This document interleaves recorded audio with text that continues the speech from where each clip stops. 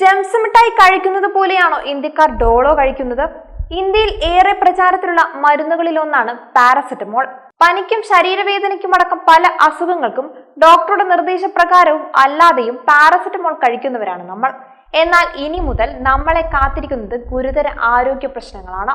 US ആസ്ഥാനമാക്കി പ്രവർത്തിക്കുന്ന gastro enterologist doctor Palaniappan Manickam തന്റെ ട്വിറ്ററിൽ കുറിച്ചതാണ് ഇന്ത്യക്കാർ ഡോളോ 650 കഴിക്കുന്നത് ജംസ് മിഠായി കഴിക്കുന്നത് പോലെയാണെന്ന്.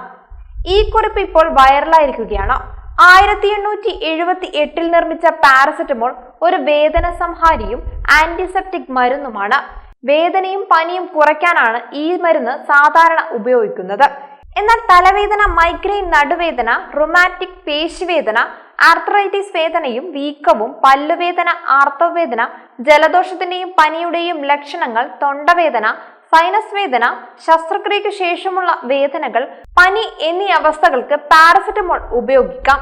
വിദഗ്ധരുടെ അഭിപ്രായത്തിൽ ഈ മരുന്ന് ശരിയായി ഉപയോഗിക്കുമ്പോൾ സുരക്ഷിതമാണെന്ന് കരുതുന്നുണ്ടെങ്കിലും പാരസെറ്റമോൾ അതീവ ജാഗ്രതയോടെ വേണം കഴിക്കാൻ. ഇതൊരു ആന്റി ഇൻഫ്ലമേറ്ററി മരുന്നല്ല. മെഡിക്കൽ മാർഗനിർദ്ദേശങ്ങൾ അനുസരിച്ച് മുതിർന്നവർക്ക് അനുവദനീയമായ പരമാവധി ഡോസ് പ്രതിദിനം 4 ഗ്രാം ആണ്. ഡോസുകൾക്കിടയിൽ കുറഞ്ഞത് 4 മണിക്കൂർ ഇടവേള വേണം. ചെറിയ കുട്ടികൾക്ക് ശരിയായ ഡോസാണ് നൽകുന്നതെന്ന് ഉറപ്പുവരുത്താൻ മരുന്നിനൊപ്പം ലഭിക്കുന്ന ഓറൽ സിറിഞ്ചോ അളക്കുന്ന സ്പൂണോ ഉപയോഗിക്കാം. എന്നാൽ അമിതമായ പാരസെറ്റമോൾ ഉപയോഗം ഗുരുതരമായ കരൾ രോഗത്തിന് കാരണമാകുന്നു.